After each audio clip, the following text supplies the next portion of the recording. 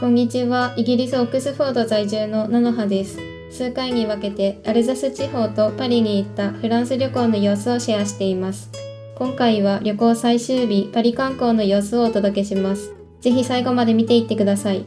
高評価とチャンネル登録もよろしくお願いします。ここコンコルド広場。コンコルド広場から観光スタートします。旅行概要については後ほどお話ししますが、10時の到着を目標にコンコルド広場から凱旋門へとお散歩する予定です。まずはコンコルド広場を見ていきます。噴水ね、2つあるんだよ。こっち側とあっち側に。川の噴水って言われているらしい。で、あっちの南側の方が海の噴水なんだって。南あれじゃない？あれ。大きい噴水だね。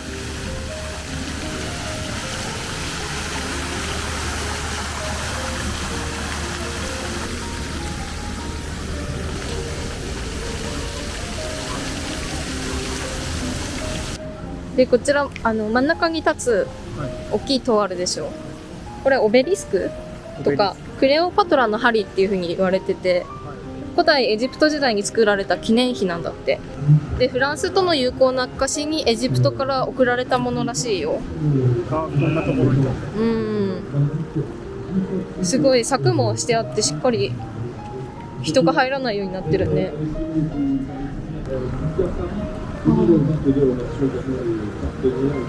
これがシャンゼリゼ通り。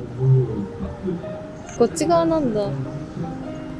コンコルド広場から見て西の方に、シャンゼリゼ通りで、あっちにエッフェル塔。こちらが海の噴水ですね。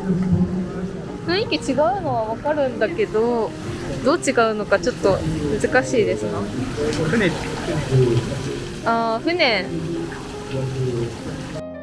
コンコルド広場は最初からコンコルド広場という名前ではなかったそうです。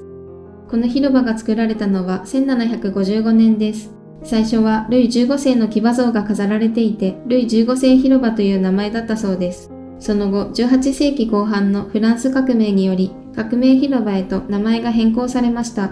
ルイ15世の騎馬像は取り払われ、ギロチン台が置かれました。ルイ16世やマリー・アントワネットもここで処刑されたのだそうです。その後、1830年からはコンコルド広場と呼ばれるようになりました。コンコルドとは調和を意味する言葉だそうです。続いて、世界で最も美しい通りと言われているシャンゼリゼ通りを進み、凱旋門へ向かっていきます。シャンゼリゼ通りをお散歩しながら、今回の旅行についてお話ししていきます。今回の旅行は前半3日間でアルザス地方を観光し、最終日にパリを観光するプランにしました。旅行最終日のこの日はパリを観光しました。この動画では先ほどまでいたコンコルド広場、今いるシャンゼリゼ通り、そして向かっている凱旋門の様子をお届けします。撮影はしなかったのですが、午後にはルーブル美術館にも行きました。ルーブル美術館はかなり広かったので、見る場所を事前に決めておくとスムーズに見学できると思いました。あとは開館後すぐくらいの時間に行くのが一番おすすめかなと思います。私たちが行った午後の時間はかなり混み合っていました。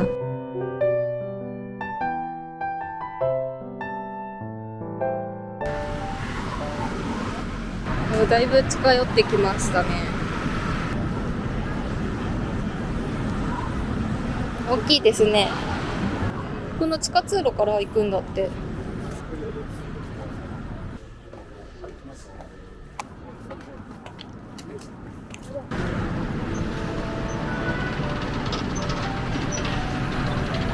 結構この彫刻がすごい立体感っていうかあるね。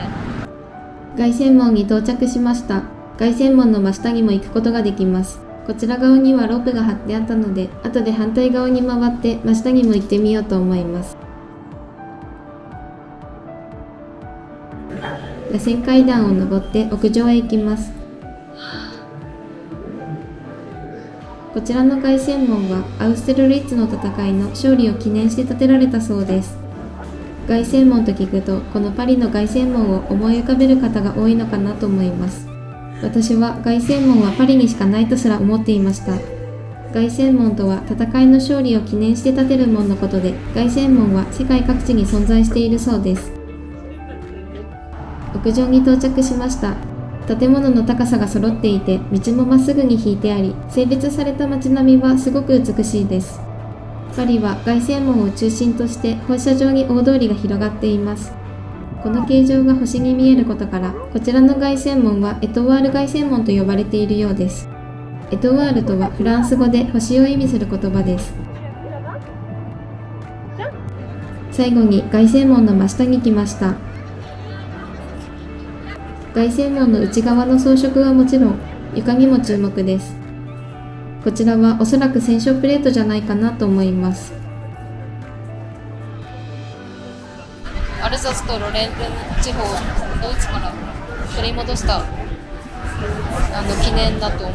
1918年11月11日だね。この動画は以上となります。最後までご視聴いただきありがとうございます。今後も私たちのイギリス生活や旅行の様子などをお届けしていきます。感想や動画のリクエストなどコメントをお待ちしています。高評価とチャンネル登録もよろしくお願いします。ではまた次の動画でお会いしましょう。なのはでした。